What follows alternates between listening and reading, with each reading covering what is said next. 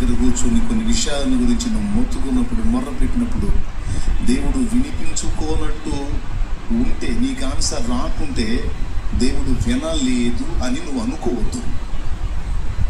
వినలేదు అని నువ్వు అనుకోవద్దు. నీకు చెవులు ఇచ్చింది ఎవరు? వాటితో ఏం చేస్తావు? వింటావు. వినటానికి నీకు చెవులు ఇచ్చిన వాడికి వినపడదా? కానీ పట్టించుకోనట్టు దాటి వెళ్ళిపోతున్నాడు అంటే నిన్ను వదిలేసాడని అర్థం కాదు.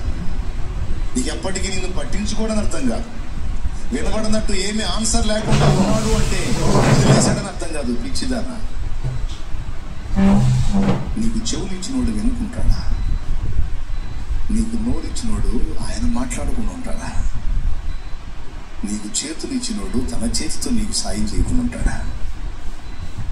నీ మనసు, దాని అందరి పట్టుదల, నీ అందరి విశ్వాసము, నీ నిరీక్షణ, నీ తగ్గింపు, నీ ఎదురు చూపుని ఆయన పరీక్షించుకుంటాడు. పరీక్షించుకొని తమ్ముడు, పరీక్షించుకొని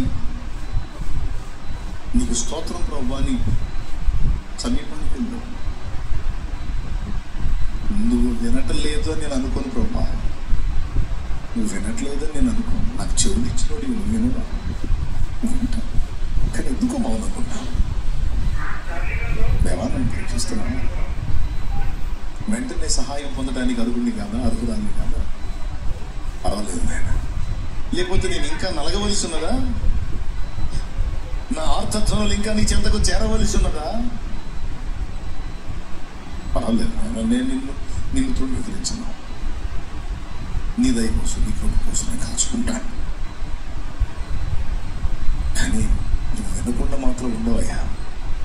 నా ఆర్తత్వాన్ని నీ సన్నిధిలో వినపడుతుందని నాకు తెలుసు. నేను ఎన్నిసార్లు మొర్ర పెట్టాను, అన్నిసార్లు నా మొర్ర నీ యొద్ద చేరిందని తెలుసు. నా ప్రార్థనలు నీ చెంత ఉన్నవని తెలుసు. నా కన్నీళ్లు నీ బుడ్డిలో దాచి ఉన్నావని నాకు తెలుసు. ఎందుకంటే నేను పాపిదై ఉన్నప్పుడే నన్ను ప్రేమించి ప్రాణం పెట్టినాడు నువ్వు. నేను మంచివాడినై, మంచిదాన్నై ఉన్నప్పుడు కాదు, నేను పూర్తిగా చెడిపోయిన స్థితిలో, చచ్చిన స్థితిలో, నీకు శత్రువుగా నడుచుకున్న దినానే నన్ను ప్రేమించి, ఆ చెడిపోయినోడిని, ఆ చెడిపోయిన దాన్ని ప్రేమించి చచ్చిపోయినోడు అని నాకు తెలుసు. నువ్వు నా కోసం ప్రాణం పెట్టినోడు నాకు తెలుసు. నువ్వు నా మొర ఎందుకు విన్నావు కదా? నువ్వు నా ప్రార్థన ఎందుకు విన్నావు? ఖచ్చితంగా